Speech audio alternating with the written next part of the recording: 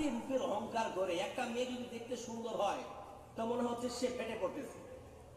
সে যদি তার পাশে একটা কালো মেয়ে এসে বসে, দেখা গেল একটা মেয়ে খুব দেখতে সুন্দর আর খুব অ্যাট্রাকটিভ করে সে সেজে গুজে আছে, লিপস্টিক লাগিয়েছে, আইব্রো লাগিয়েছে, গালে সুন্দর করে ফেয়ার লাভলি মেখে টেকে একদম বিউটিফুল গার্ল হয়ে টোটোতে বসে গেছে।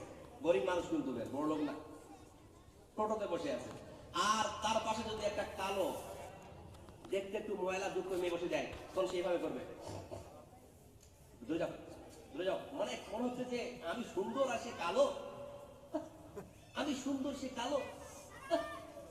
এই এই অহংকার, কিসের তোমার অহংকার? আমার বোন আপনাকে বলে যায়, এই আপনার রূপ যৌবনের অহংকার বেশি দিন থাকবে না, একটা দিন আসবে আপনার এই রূপের অহংকার চূর্ণ বিচূর্ণ হয়ে মাটির সাথে মিশে যাবে, ঠিক কিনা?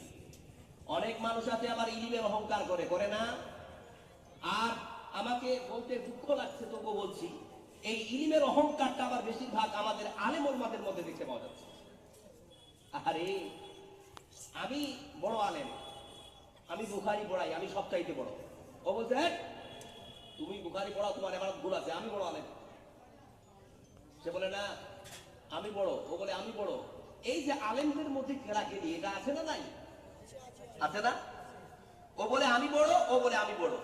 ও যদি একটা ফতুয়া দিয়ে দেয়, আমি একটা ফতুয়া দিয়ে বলে ও কি জানে, আমার চাইতে বেশি জানে, আমার ফতুয়া ঠিক, ওটা ভুল, দলিল দিতে বলো।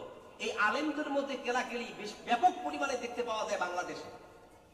আমি বাংলাদেশে ম্যাক্সিমাম প্রোগ্রাম করে থাকি, তো বাংলাদেশে এই আলেমদের মধ্যে কেলাকেলিটা বেশি দেখতে পাওয়া যায়। কিন্তু ওই যেহেতু আমরা পার্শ্ববর্তী দেশ, তো ওই ওই যে বাংলাদেশে আলেমদের কেলাকেলি, এটা কিন্তু মানে হাওয়া চলে আসছে আমাদের পশ্চিমবঙ্গে। এখানে পশ্চিমবঙ্গের এই বক্তারাও, এই যে বক্তারা আমাদের বক্তব্য জগতে আছি, বা তারা আমরা শাইখুল হাদিসরা আছি, দেখবেন অহংকারে পেটে পড়তেছে। আপনি লক্ষ্য করে দেখেছেন আমাদের দক্ষিণ দিনাজপুরে আহলুল হাদিস সংগঠন ছিল একটা, তার সংগঠন একটাই থাকবে, আবার দুটো পার্ট হয়ে গেছে, এ বলছে আমি ঠিক, ও বলছে আমি ঠিক। আরে আলেমদের মধ্যে ঐক্য নাই কেন? কেনই তো আপনাদের ইলিমের অহংকার।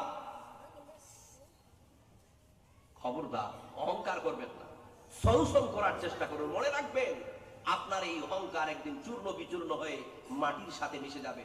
যারা অহংকার করে তারা কোনোদিন আল্লাহর জান্নাতে যেতে পারবে না।